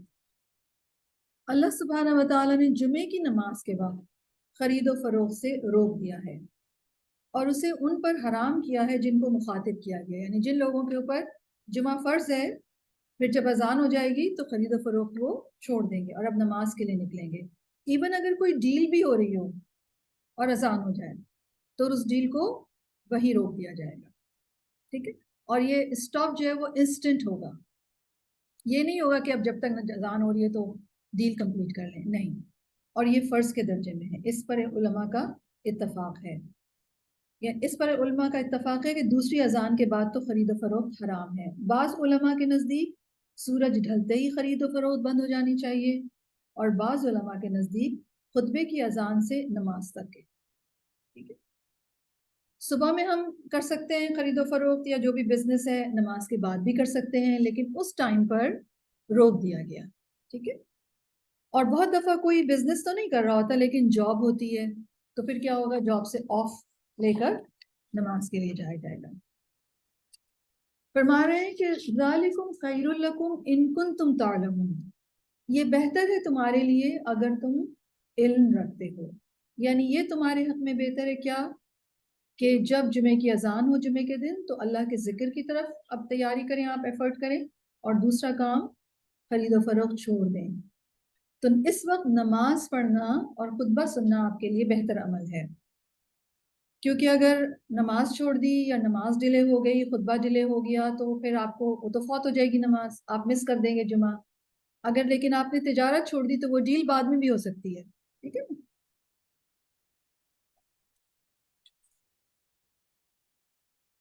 اہل ایمان کی صفت اللہ سبحانہ و تعالیٰ نے قرآن مجید میں یہ بتائی ہے کہ جب ان کو اللہ کی طرف یا عبادت کی طرف بلایا جاتا ہے تو پھر کوئی اور چیز انہیں انگیج نہیں کرتی۔ سورۃ النور میں اللہ تعالیٰ فرماتے ہیں رجال لا تلہیہم تجارت ولا بیع عن ذکر اللہ و اقام الصلاۃ و ایتاء الزکاۃ یخافون یوما تتقلب فیہ القلوب والابصار، وہ مرد جنہیں اللہ کے ذکر سے، نماز قائم کرنے اور زکوٰۃ دینے سے نہ کوئی تجارت غافل کرتی ہے اور نہ ہی خرید و فروخت، وہ اس دن سے ڈرتے ہیں جس دن دل اور نظریں یا آنکھیں الٹ پلٹ کی جائیں گی یا الٹ پلٹ ہو جائیں گی۔ اور ہم دیکھتے ہیں کہ نبی کریم صلی اللہ علیہ وسلم کا بھی یہی طریقہ تھا کہ وہ گھر میں ہوتے تھے اور جو ہی اذان ہوتی تھی نبی کریم صلی اللہ علیہ وسلم فوراً نماز کی طرف متوجہ ہو جاتے تھے۔ سیدہ عائشہ رضی اللہ عنہا جو کہ نبی کریم صلی اللہ علیہ وسلم کی زوجہ محترمہ ہیں، ان سے پوچھا گیا کہ نبی کریم صلی اللہ علیہ وسلم اپنے گھر میں کیا کرتے تھے، تو بی بی عائشہ رضی اللہ عنہا نے فرمایا کہ نبی کریم صلی اللہ علیہ وسلم اپنے گھر کے کام کاج کرتے تھے، گھر والوں کی خدمت میں ہوتے، اور جب نماز کا وقت ہوتا تو سب کچھ چھوڑ کر مسجد چلے جاتے تھے۔ تو ہم انسان بیک وقت دو چیزوں کے درمیان ہیں، ایک طرف ہماری دنیا کے میٹرز ہیں، کام ہیں، اور دوسری طرف دین ہے۔ اور ٹینڈنسی کیا ہوتی ہے ہم انسانوں کی کہ ہم ایک کام کی طرف جب جاتے ہیں تو اس میں انوالو ہو جاتے ہیں، رائٹ؟ تو سورۃ الجمعہ میں بیسیکلی مجھے اور آپ کو یہی پرفیکٹ بیلنس سکھایا گیا ہے کہ جب نماز کا وقت آ جائے تو اب سب چھوڑ کے نماز کے لیے آ جاؤ، اور اگلی آیت میں ہم دیکھیں گے کہ جب نماز ختم کر لو تو پھر اب اپنے کاموں کے لیے واپس چلے جاؤ۔ تو دنیا کے کام بھی ضروری ہیں اور اللہ سبحانہ و تعالیٰ کی عبادت بھی ضروری ہے۔ مینلی ہمیں ٹائم مینجمنٹ سکھائی گئی کہ جس کام کا جو وقت ہو اس کو پرائرٹی دینا، دراصل یہی وزڈم ہے، اور یہی چیز جو ہے وہ ثواب لے کے آتی ہے۔ جب عبادت کا وقت ہے، تقاضا عبادت کا کیا جا رہا ہے، تو عبادت پرائرٹی ہے، رائٹ؟ اور جب دنیا کی ضروریات آپ کو بلا رہی ہیں، عبادت کا وقت نہیں، اللہ نے کال نہیں کیا آپ کو، نماز ختم ہو چکی ہے، اب دنیا کی ضروریات آپ کو فلفل کرنی ہے، معاش ہے، کام ہے، لوگوں کی نیڈ کو فلفل کرنا ہے، تو پھر وہ کریں گے ہم۔ اسی طرح دین کی خدمت کے لیے جب بلایا جائے گا تو دین کی خدمت کے لیے جائیں گے، پڑھنے کے لیے بلایا جائے گا، پڑھانے کے لیے بلایا جائے گا، تو پھر وہ کام کیا جائے گا، رائٹ؟ اور جب بچے، شوہر، گھر اور یہ ساری ذمہ داریاں ہوں گی تو پھر ان ذمہ داریوں کو دیکھا جائے گا۔ تو اللہ سبحانہ و تعالیٰ نے ہمیں یہ جو نماز کے ٹائمنگز دیے ہیں اور ان میں جو احکامات دیے ہیں، نبی کریم صلی اللہ علیہ وسلم کا جو طریقہ ہے وہ ہمیں یہی سکھاتا ہے کہ جس وقت جو کام اس کو پرائرٹی دی جائے، اور جب وہ کام ختم ہو گیا تو اب آپ اپنے دوسرے کاموں کو پرائرٹی دیں، اور اس طریقے سے اپنی زندگی کو ایک بیلنسڈ طریقے سے گزاریں۔ نہ ہم سے یہ تقاضا کیا گیا ہے کہ ہم دنیا چھوڑ دیں، اور نہ ہی ہم سے یہ ایکسپیکٹ کیا گیا ہے کہ ہم عبادت چھوڑ دیں، یعنی سارا وقت دنیا میں ہی لگا دیں، یہ بھی نہیں کہا گیا ہے۔ دونوں ہی کام ہیں ہمارے، اور ہوتا یہ کہ اللہ سبحانہ و تعالیٰ نے دنیا میں ہماری بہت ساری فزیکل، ایموشنل، سوشل ضروریات رکھی ہیں، فائنینشیل، ٹھیک ہے نا، لیکن اس کے ساتھ ساتھ ہماری اسپرچول نیڈز بھی ہیں جو کہ عبادت سے فلفل ہوتی ہیں، رائٹ؟ اور عبادت ویسے تو اگر آپ اللہ کی خاطر کر رہے ہیں، اللہ سبحانہ و تعالیٰ کے طریقے پر کر رہے ہیں، نبی کریم صلی اللہ علیہ وسلم کی سنت کے مطابق کر رہے ہیں، تو وہ دنیا کے کام بھی عبادت بن جائیں گے، لیکن ہمیں فارمل عبادت کرنے کا بھی حکم دیا گیا ہے، اور وہ فارمل عبادت 5 اوقات دن کے نماز کے، فرض نمازیں۔ تو اپنی فرض نمازیں جب اللہ سبحانہ و تعالیٰ ہمیں بلا لیں، اذان ہو جائے، تو ہم سب کو، ہم خواتین کو بھی، جمعے کے دن کی تو چلیں وہ مرد حضرات کے حوالے سے بات ہے، لیکن اوور آل جو پرنسپل ہمیں سمجھ میں آ رہا ہے کہ جب فرض نماز کا وقت ہو جائے تو پرائرٹی کیا ہوگی؟ فرض نماز کی ادائیگی۔ ہم یہ نہیں کر سکتے کہ میں سارے پہلے کام کر لوں پھر آرام سے نماز پڑھوں گی، نہیں، آپ پہلے کیا کریں؟ سب سے پہلے نماز پڑھ لیں، اور اس میں اگر بچے چھوٹے ہیں یا اب بچے بڑے بھی ہیں، لیکن ایسا وقت ہے کہ جو کلیش کرتا ہے فیملی اور عبادت کے ٹائمنگز کو، تو اس میں کیا کرے انسان؟ ایٹ لیسٹ فرض پڑھ لے پہلے، اور پھر سنتیں اگر آپ نماز کے وقت میں ہی لیٹر پارٹ میں بھی پڑھ لیں گے تو دیٹس فائن، ایٹ لیسٹ آپ کی فرض کی ادائیگی ہوگی۔ اسی طرح آپ کہیں جا رہے ہیں اور آپ کو اب نماز کا وقت اگر ہو گیا ہے تو فرض پڑھ کر نکلیں، سنتیں تو گاڑی میں بھی پڑھ لیں گے آپ۔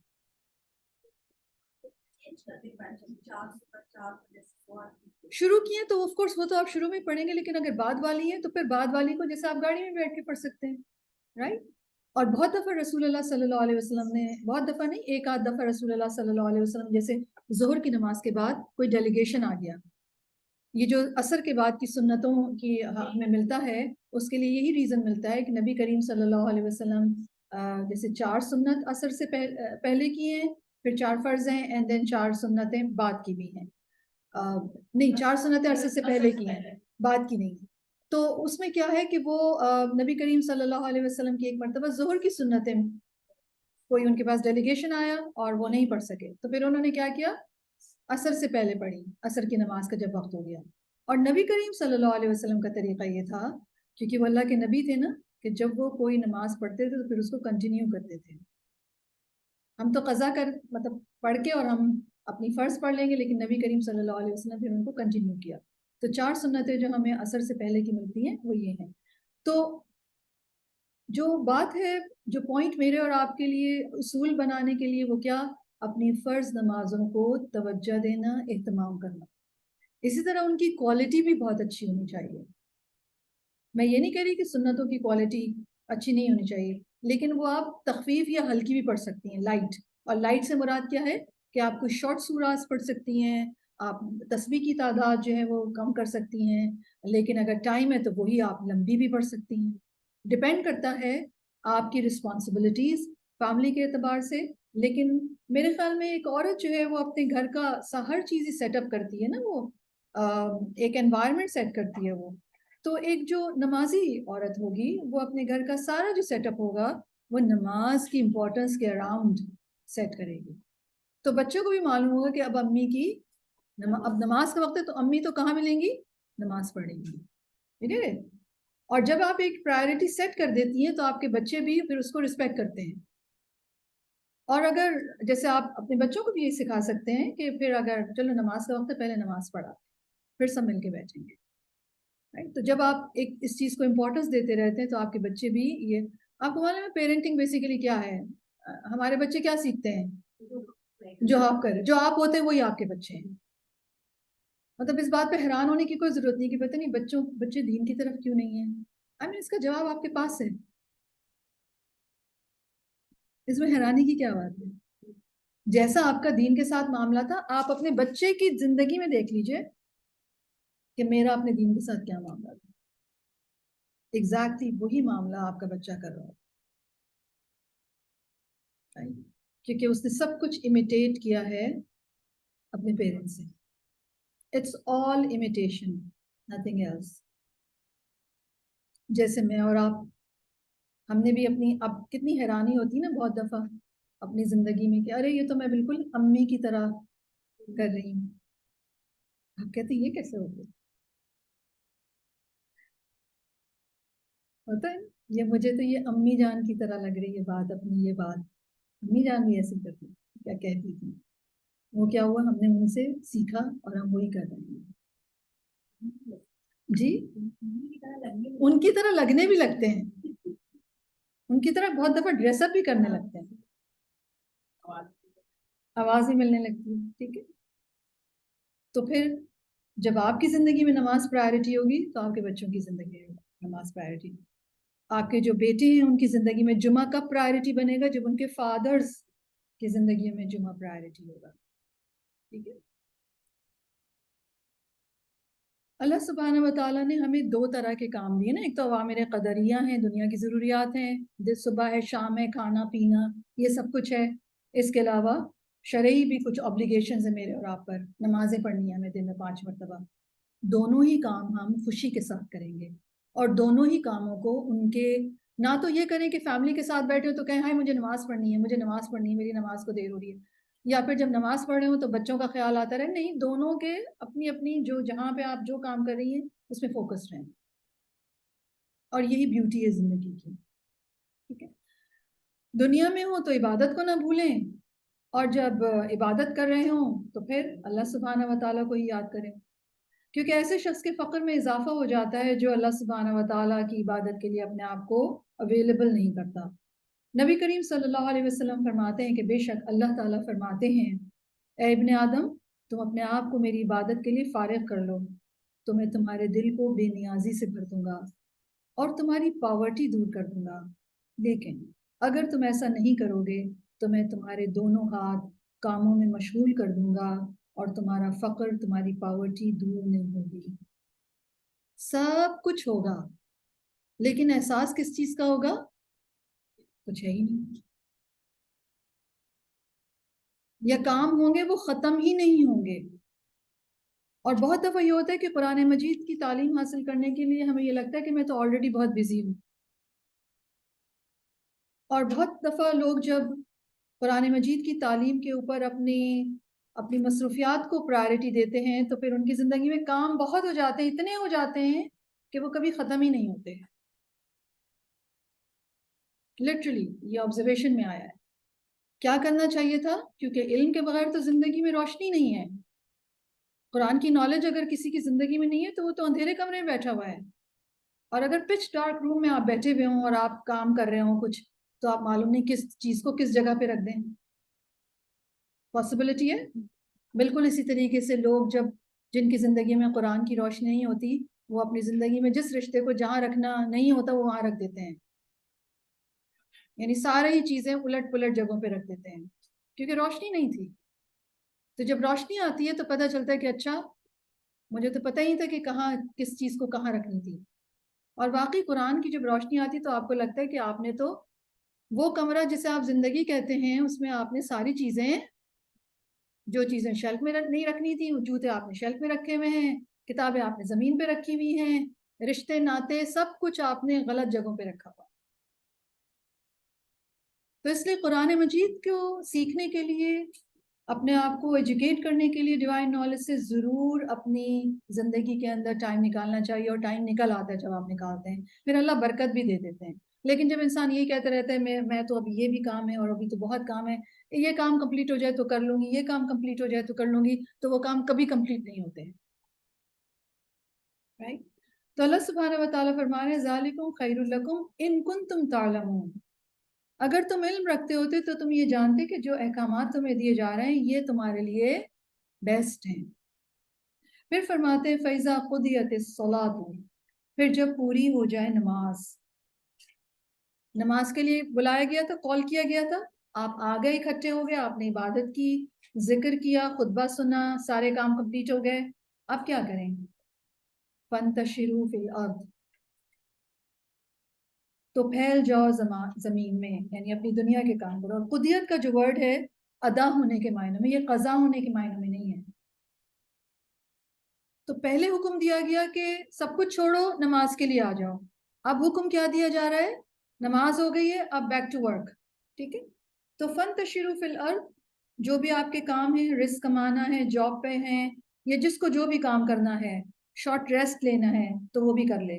سیدنا انس رضی اللہ عنہ فرماتے ہیں کہ ہم جمعے کے دن صبح نکلتے اور جمعے کی نماز کے بعد قیلولہ کرتے، اور جمعے کے بعد ہی ہم لنچ کرتے، اور اس زمانے میں جمعہ ارلی ہوا کرتا تھا، رائٹ؟ سہل کہتے ہیں ہم نہ تو قیلولہ کرتے تھے نہ دوپہر کا کھانا کھاتے مگر جمعے کے بعد، تو ریسٹ کرنا ہے تو ریسٹ کر لیں، لنچ کرنا ہے لنچ کر لیں، کام کرنا ہے کام کر لیں۔ فَانْتَشِرُوا فِي الْأَرْضِ، اسپریڈ ہو جاؤ، مسجد میں ہی نہیں بیٹھے رہو، نماز ختم ہو گئی ہے، ٹھیک ہے؟ اور کیا کرو؟ وَابْتَغُوا مِن فَضْلِ اللَّهِ، پہلا کام کیا تھا؟ فَانْتَشِرُوا فِي الْأَرْضِ، نماز کے بعد۔ دوسرا کام حکم دیا جا رہا ہے وَابْتَغُوا مِن فَضْلِ اللَّهِ، اللہ کے فضل میں سے اپنا شیئر تلاش کرو، اور اللہ کا فضل کیا ہے؟ اللہ کا رزق، وہ بزنس جو روک دیا تھا ری اوپن کر لو۔ اور دوسرا معنی کیا گیا اللہ کے فضل کا کہ خیر کے کام کرو، جمعے کے دن نیکی کے اور بھی کام کرو، کوئی بیمار ہے اس کو آپ وزٹ کر سکتے ہیں، اللہ نہ کرے کوئی جنازہ ہے، میل ملاقات ہے، صلہ رحم کے رشتوں کو وزٹ کر سکتے ہیں۔ اسی طرح گروسری اگر کرنی ہو وہ بھی کی جا سکتی ہے، شکار کرنا ہو، کیونکہ جیوز جو تھے وہ سیٹرڈے کے دن جو ان کی عبادت کا دن تھا اس دن شکار پر پابندی تھی، لیکن مسلمانوں کے اوپر ایسی کوئی پابندی نہیں ہے، ٹھیک ہے؟ بزنس کرنا ہے بزنس کر لیجئے، کوئی اور کام کرنا ہے آپ کر لیجئے، اجازت ہے، اللہ کے فضل میں سے تلاش کر لو۔ اور تیسرا کام وَاذْكُرُوا اللَّهَ كَثِيرًا، اور ذکر کرو اللہ کا کثرت سے، یعنی اللہ کا ذکر صرف مسجد میں ہی نہ چھوڑا ہو، دروازہ نہیں، کمپارٹمنٹس نہیں ہیں، یاد رکھیے، بلکہ ایک دوسرے کے ساتھ دونوں سرکلز جو ہیں وہ کہیں نہ کہیں مرج بھی ہوتے ہیں، رائٹ؟ تو چاہے خرید و فروخت کر رہے ہوں، بزنس کر رہے ہوں، جاب پہ ہوں، تیمارداری کے لیے گئے ہیں، دعوت پہ گئے ہیں، خاندان میں ملنے گئے ہیں، ان سارے کاموں کو کرتے ہوئے ان ساری ٹائمنگ میں اللہ کا ذکر کثرت سے کرتے رہو۔ نبی کریم صلی اللہ علیہ وسلم فرماتے ہیں جس شخص نے بازار میں داخل ہوتے وقت کہا لا الہ الا اللہ وحدہ لا شریک لہ لہ الملک ولہ الحمد وہو علی کل شیء قدیر، تو اللہ تعالیٰ اس کے لیے 10 لاکھ نیکیاں لکھ دیتے ہیں اور 10 لاکھ برائیاں مٹا دیتے ہیں۔ تو آخرت اکاؤنٹ میں 10 لاکھ نیکیاں آ گئی اور 10 لاکھ برائیاں مٹ گئی۔ کب؟ جب آپ بازار میں انٹر ہو رہے ہوں اور اس وقت آپ یہ کہہ دیں کیا؟ لا الہ الا اللہ وحدہ لا شریک لہ لہ الملک ولہ الحمد وہو علی کل شیء قدیر۔ کیوں؟ کیونکہ مارکیٹ پلیس جو ہے وہ غفلت کی جگہ ہے، ایسے موقع پر اللہ سبحانہ و تعالیٰ کو یاد رکھنا یہ بہت بڑا امتحان ہوتا ہے، آپ چاروں طرف سے ٹیمپٹ ہو رہے ہوتے ہیں۔ اسی طرح جاب کر رہا ہے کوئی انسان تو پاسبلٹی ہے کہ وہ کام کر رہا ہے، بزی ہے، انگیج ہو گیا ہے، تو اس وقت پھر اللہ سبحانہ و تعالیٰ کا ذکر کرنا۔ اسی طرح ایک خاتون جو ہے گھر میں، ایک لیڈی آف دا ہاؤس جو ہے، وہ چاروں طرف ہر ایک کو اس کی ضرورت ہوتی ہے، ٹھیک ہے؟ تو اپنے سب کاموں میں اس طرح نہیں گم ہو جانا چاہیے کہ آپ اللہ تعالیٰ کو یاد ہی نہ کریں۔ اور خاص طور پر بازار پوری طرح ڈسٹریکٹ کر دیتا ہے مجھے اور آپ کو. اس وقت اللہ سبحانہ و تعالیٰ کا ذکر کرنا بہت بڑے اجر کا باعث ہے. مجاہد کہتے ہیں بندہ اس وقت تک کثرت کے ساتھ اللہ کا ذکر کرنے والوں میں سے نہیں ہو سکتا جب تک کہ کھڑے بیٹھے اور لیٹے ہر حال میں اللہ کا ذکر نہ کرے. یعنی تینوں پوزیشنز یا جو بھی ہمارے ڈفرینٹ پوزیشنز ہیں ان میں اللہ کا ذکر جب انسان کرتا ہے تو یہ ایکچولی کثرت سے ذکر کرنا ہے. اور خاص طور پر جمعے کے دن کے آخری حصے میں قبولیت کی گھڑی ہوتی ہے دعا کی. اس وقت اللہ کا ذکر کرنا عبادت کرنا یہ بہت ضروری ہے. بعض اسلاف یا جو ہمارے سلف صالحین جو کہ نیک لوگ گزرے ہیں وہ کہتے ہیں کہ ہم نے اس دوران جو دعا بھی مانگی وہ ایز اٹ از قبول ہوئی. انس بن مالک کہتے ہیں کہ نبی کریم صلی اللہ علیہ وسلم نے فرمایا جمعے کے دن اس گھڑی کو جس میں دعا کی قبولیت کی امید کی جاتی ہے عصر سے لے کر سورج ڈوبنے تک کے درمیان تلاش کرو. تو پھر عصر سے لے کر مغرب تک کم از کم بازار تو نہ جائے انسان انلیس کوئی اللہ نہ کرے ایمرجنسی ہو. عبداللہ بن سلام کہتے ہیں کہ رسول اللہ صلی اللہ علیہ وسلم تشریف فرما تھے تو میں نے ان سے عرض کیا کہ یا رسول اللہ ہم اللہ کی کتاب تورات میں پاتے ہیں کہ جمعے کے دن ایک ایسی گھڑی ہے کہ اس وقت جو کوئی مومن بندہ نماز پڑھتا ہے اور اللہ سے کچھ مانگتا ہے تو اللہ تعالیٰ اس کی حاجت پوری فرما دیتے ہیں. تو عبداللہ بن سلام کہتے ہیں کہ رسول اللہ صلی اللہ علیہ وسلم نے میری طرف اشارہ فرمایا اور پوچھا یا گھڑی سے بھی کم. میں نے کہا آپ نے سچ فرمایا یہ ایک گھڑی سے بھی کم ہے. یعنی بہت ہی چھوٹی سی ونڈو کھلتی ہے ایکسیپٹنس کی. گھڑی ایک لمحہ ایک منٹ سے بھی کم رائٹ کوئی سیکنڈ ہوتا ہوگا اللہ عالم. نبی کریم صلی اللہ علیہ وسلم نے فرمایا کہ ایک گھڑی سے بھی کم. عبداللہ بن سلام کہتے ہیں میں نے پوچھا کہ وہ کون سی گھڑی ہے تو رسول اللہ صلی اللہ علیہ وسلم نے فرمایا یہ دن کی آخری گھڑی ہے.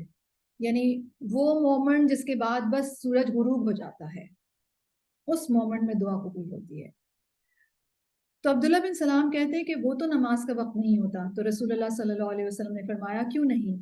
بندہ مومن جب نماز پڑھ کر بیٹھتا ہے اور وہ نماز کے علاوہ کسی اور وجہ سے نہیں رکا ہوتا تو وہ نماز ہی میں ہوتا ہے. یعنی آپ نے عصر کی نماز پڑھی اور آپ پھر اس کے بعد دعائیں پڑھنے بیٹھ گئے تو جب تک کہ اگلی نماز کا وقت آئے گا تو آپ کو آپ کی جو اسٹیٹ ہے یہ جس میں آپ ذکر کر رہے ہیں دعائیں کر رہے ہیں آپ کو نماز کی حالت میں ہی آپ کو لکھا جائے گا کہ آپ نماز کی حالت میں ہیں. کیونکہ آپ بس کس بات کا انتظار کر رہے ہیں اذان کا اگلی اذان کو اور نماز کا رائٹ. تو تلاوت کرنا اذکار کرنا دعائیں کرنا اور پھر وہ دعائیں کرنا جن کی ہمیں شدید ضرورت ہے اور عام طور پر ہم اس بات کے متلاشی رہتے ہیں کہ دعا قبول ہو جائے. تو جمعے کے دن مغرب کی نماز سے پہلے لاسٹ جو مومنٹ ہوتا ہے اس وقت تو یوزولی لوگ بہت دیر سے دعائیں مانگ رہے ہوتے ہیں پھر جب مغرب کا وقت آنے لگتا ہے تو کھڑے ہو جاتے ہیں اٹھ جاتے ہیں. تو یہ نہ کریں. اذان سنیں اذان کا جواب دیں یعنی اذان تک وہیں بیٹھے رہیں. وضو بھی اگر کرنی ہے کیونکہ بہت دفعہ یہ ہوتا ہے کہ ہم کہتے ہیں کہ اب بس وضو کر لیتے ہیں تاکہ ہم وقت پہ نماز پڑھ لیں تو بیٹھے رہیں جب تک کہ دعائیں کرتے رہیں جب تک کہ اذان نہ ہو جائے. اذان کا جواب دیں پھر دعا کریں اور پھر اٹھ کر وضو کریں. جی جی سیدنا ابو ہریرہ کہتے ہیں کہ رسول اللہ صلی اللہ علیہ وسلم نے فرمایا یقیناً جمعے کے دن میں ایک ایسی گھڑی ہے کہ کوئی مسلمان اللہ سے کسی خیر کا سوال کرتے ہوئے اس کی موافقت نہیں کرتا مگر اللہ اسے وہی خیر عطا کر دیتے ہیں. فرمایا یہ ایک چھوٹی سی گھڑی ہے یعنی چند لمحے ہیں جو کھلتے ہیں اور دعا قبول ہو جاتی ہے رائٹ. تو یہ ایک جمعے کے دن کی ایک اسپیشیالٹی ہے. یہ ایک بہت اچھی بات ہے کہ ہم اس وقت کو ایک طرح سے اپنا می ٹائم بنا لیں اور اس میں بیٹھ کے جو بھی دعائیں کرنی ہیں وہ کریں. اور اگر آپ بہت بزی ہیں آپ سارا وقت عصر کے بعد نہیں نکال سکتے کوئی بات نہیں. آپ جو 5-10 منٹ پہلے بیٹھ جائیں مغرب سے ٹھیک ہے نا دعائیں کرنے کے لیے اللہ کا ذکر کرنے کے لیے تو انشاءاللہ تعالیٰ بہت ساری دعائیں جو ہیں اس وقت قبول ہوں گی. تو فرمایا جا رہا ہے کہ جب نماز ادا ہو جائے پوری ہو جائے تو زمین میں پھیل جاؤ اللہ کے فضل میں سے تلاش کرو اور اللہ کا ذکر کثرت سے کرو. کیوں؟ لعلکم تفلحون تاکہ تم فلاح پاؤ. تو زمین میں نکل کر نماز پڑھنے کے بعد دنیا کے کام کاج کرنا اللہ کو یاد کرنا اس دوران بیسیکلی یہ فلاح اور سکسیس کے سائنز ہیں. تو جمعے کا دن پوری چھٹی کا دن نہیں ہے. کام کا دن بھی ہے، آپ جمعے سے پہلے بھی کام کر سکتے ہیں، جمعے کی نماز کے بعد بھی. اور اس سے ہمیں یہ بھی پتہ چلتا ہے کہ ہمارے دین میں بیکار رہنے اور ذمہ داریوں سے بھاگنا پسندیدہ نہیں ہے. پوری چھٹی نہیں دی اللہ تعالیٰ نے، فرمایا پہلے بھی کام کرو، عبادت کرو، سب سے ملے جلو، اور پھر جا کر پھر کام کرو، اور پھر جب مغرب کا وقت آنے لگے تو پھر بیٹھ کے دعائیں کرو. اور یہ جتنے بھی کام کر رہے ہیں اس میں اللہ سبحانہ و تعالیٰ کو انسان یاد کرتا رہے. رائٹ. جمعے کے دن کے حوالے سے جو ایک سوال آتا ہے وہ یہ کہ جمعے کے دن کی مبارکباد دی جائے. جمعے کے دن کی مبارکباد یہ ایک ایسا کام ہے جو صحابہ کرام نے بھی نہیں کیا، نہ رسول اللہ صلی اللہ علیہ وسلم نے کیا. تو دین یا نیکی کا کام صرف وہی ہے جو نبی کریم صلی اللہ علیہ وسلم نے بتایا، کیا، یا ان کے صحابہ کرام نے کیا.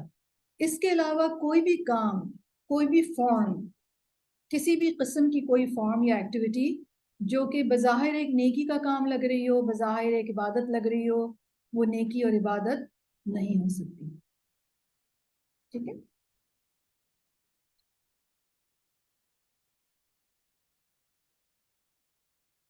تو یہاں پر ان آیات میں ہم نے دیکھا کہ اللہ سبحانہ و تعالیٰ نے جمعے کی نماز کا ذکر کیا، اور جمعے کی نماز جیسے کہ میں نے عرض کیا کہ ایک تعلیمی عبادت ہے اور اس کا ایک پورا پروٹوکول ہے. تو وہ پروٹوکول یہاں پر بتا دیا گیا، اور اس سے ہمیں یہ بھی معلوم ہو رہا ہے کہ ہمارے دین میں وقت کی پابندی کرنا بھی پسندیدہ ہے، بلکہ وقت کی پابندی کرنا سکھایا گیا ہے. ٹھیک ہے. اسی لیے فرمایا گیا کہ جب اذان ہو تو چھوڑ دو سب کچھ، یعنی you have to be punctual for your نماز. اسی طریقے سے علم حاصل کرنے کے لیے بھی اسکالرز یہ کہتے ہیں کہ اپنی دنیا کے کام چھوڑ کر وقت کی پابندی کے ساتھ علم حاصل کرنا ضروری ہے. اور یہاں پر نوٹ کیجیے گا اس آیت میں جو آیت ابھی ہم نے پڑھی ہے، فَانْتَشِرُوا یہ صیغہ امر ہے، وَابْتَغُوا یہ بھی صیغہ امر ہے، اور وَاذْكُرُوا یہ بھی صیغہ امر ہے. تو یہ نہ سمجھیں کہ صرف مسجد میں بیٹھ کر عبادت ہوگی.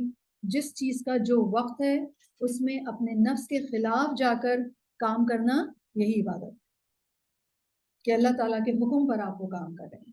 رائٹ.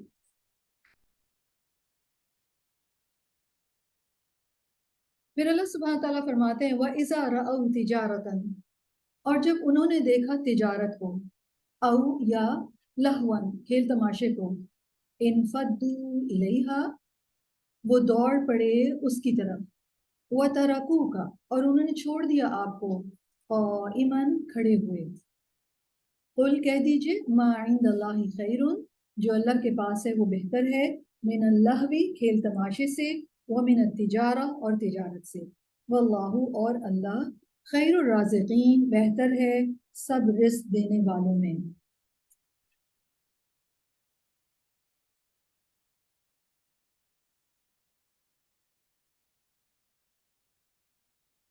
اس آیت کے بیک ڈراپ میں ہمیں ایک واقعہ ملتا ہے جس بنا پر یہ آیت کا نزول ہوا. جابر بن عبداللہ کہتے ہیں کہ جمعے کے دن ایک تجارتی قافلہ کیراوان جو تھا وہ سامان لے کر آیا، جبکہ اس وقت ہم نبی کریم صلی اللہ علیہ وسلم کے ہمراہ خطبہ جمعہ میں تھے. تو اس تجارتی قافلے کی آوازیں سن کر 12 آدمیوں کے علاوہ سب لوگ وہ چیزیں خریدنے کی طرف دوڑ پڑے. تو اس پر اللہ سبحانہ و تعالیٰ نے یہ آیت نازل فرمائی.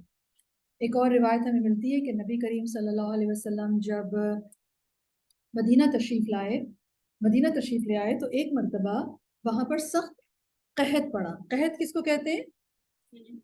کہ چیزیں نہیں مل رہی، اسکیرسٹی ہو گئی، شارٹیج ہو گئی، فوڈ شارٹیج جس کو آپ کہہ سکتے ہیں. تو وہاں کی جو لوکل مارکیٹ تھی اس میں کھانے پینے کی چیزیں نایاب ہو گئیں. تو اس زمانے میں ایک بزنس مین تھے داہیہ کلبی، وہ سیریا جاتے اور وہاں سے آٹا، گیہوں، زیتون کا تیل وغیرہ لے کر آتے اور مدینے کے بازاروں میں فروخت کا اعلان کرنے لگتے. اور طریقہ کار یہ ہوتا تھا جب بھی کوئی کیراوان اس طریقے سے کھانے پینے کی چیزیں لے کر آتے تو جب شہر میں انٹر ہوتے تو طبل بجوایا جاتا تھا، اور تاکہ لوگوں کو پتہ چل جائے، یہ اعلان ہوتا تھا کہ اناؤنسمنٹ ہوتا تھا کہ یہ اس طریقے سے چیزیں آئی ہیں کھانے پینے کی، تو جو لوگ خریدنا چاہتے ہیں وہ آ جائیں. تو ایک بار جمعے کا دن تھا، نبی کریم صلی اللہ علیہ وسلم خطبہ دے رہے تھے اور اس وقت شارٹیج تھی کھانے پینے کی چیزوں کی، اور اسی وقت طبل کی آوازیں آنے لگیں. لوگ خطبہ چھوڑ کر اس کی طرف دوڑ پڑے، کیونکہ کیا ڈر تھا کہ اگر شروع میں نہ پہنچے تو چیزیں ختم ہو جائیں گی. اور پھر چیزیں خریدنے کے لیے اگلے ہفتے کا انتظار کرنا پڑے گا۔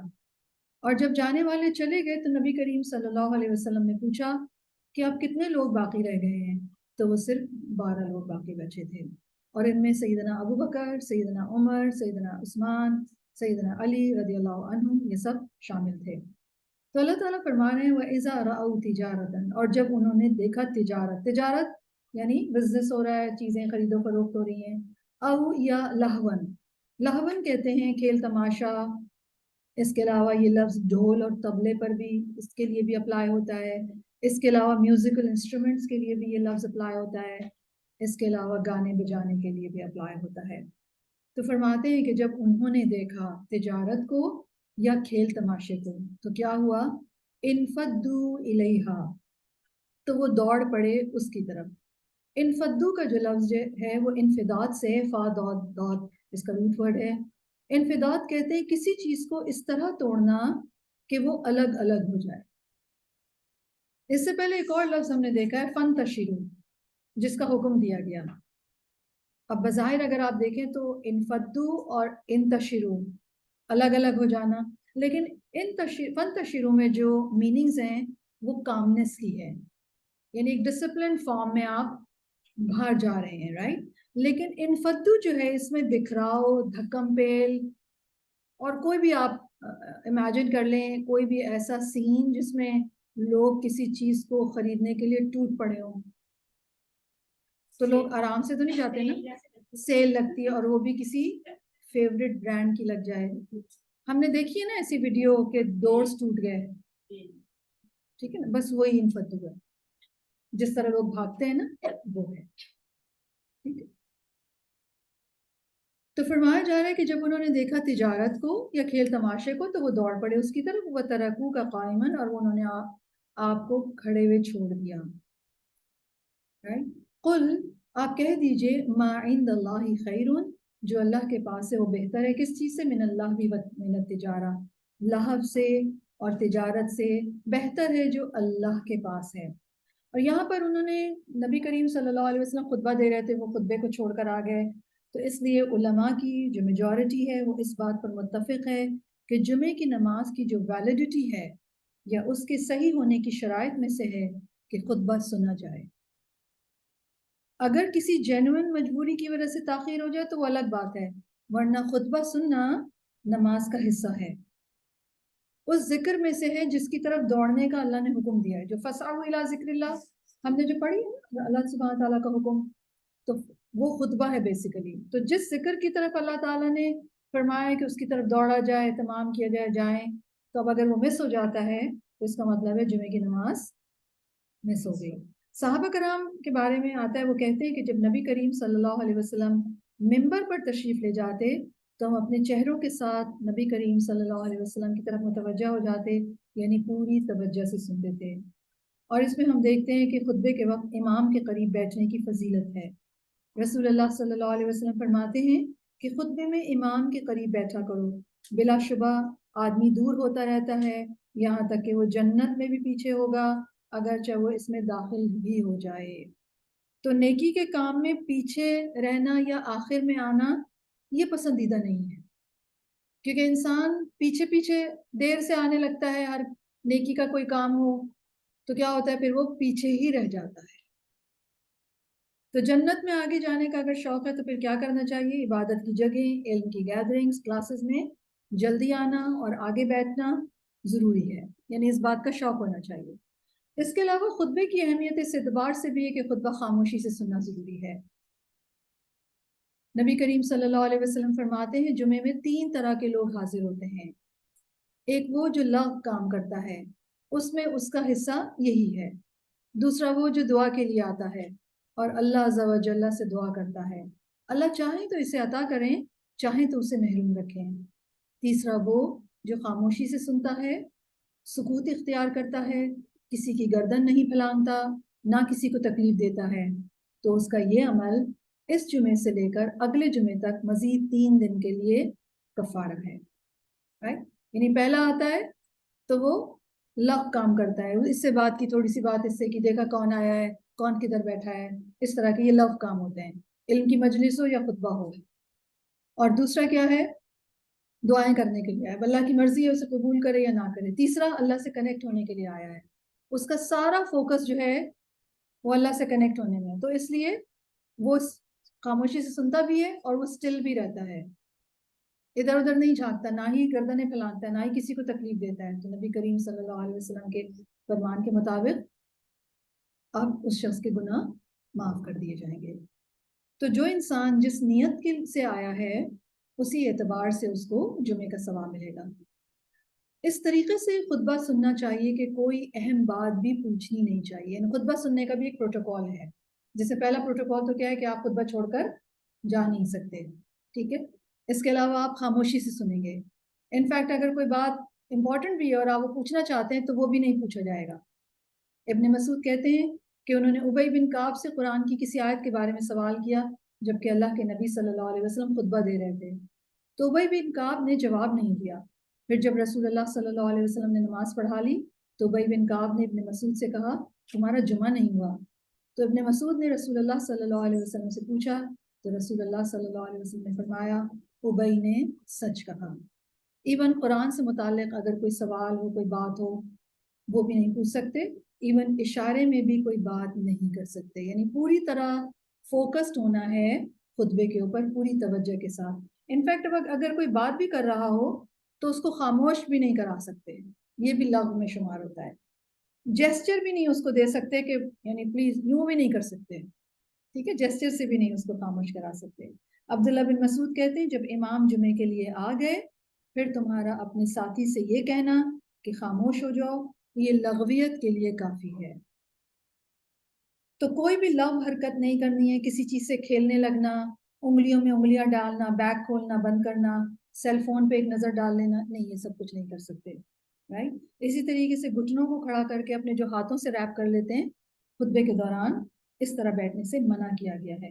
اور اگر کوئی ڈوز آف ہونے لگے تو نبی کریم صلی اللہ علیہ وسلم فرماتے ہیں کہ اگر جمعے کے دن کسی کو مسجد میں اونگ آنے لگے تو اس کو اپنی اس جگہ کو دوسری جگہ سے تبدیل کر لینا چاہیے، یعنی اپنی جگہ چینج کر لیں، لیکن اپنے آپ کو ریفریش کرنے کے لیے یہ نہ ہو کہ پوری اچھی طرح ایک ڈوز لے کے اٹھ جائیں، یعنی پورا ایک سو کے ایک نیپ لے کے اٹھ جائیں، نہیں، آپ فوراً اپنی جگہ چینج کر لیں۔ تو یہ جمعے کے خطبے کے پروٹوکول ہیں، انشاءاللہ تعالیٰ اس کو ہم کنٹینیو کریں گے جو اللہ سبحانہ و تعالیٰ نے اس آیت میں فرمایا ہے۔ آج کے لیے ہم اتنا ہی رکھتے ہیں، اللہ سبحانہ و تعالیٰ سے ہم دعا کر لیتے ہیں۔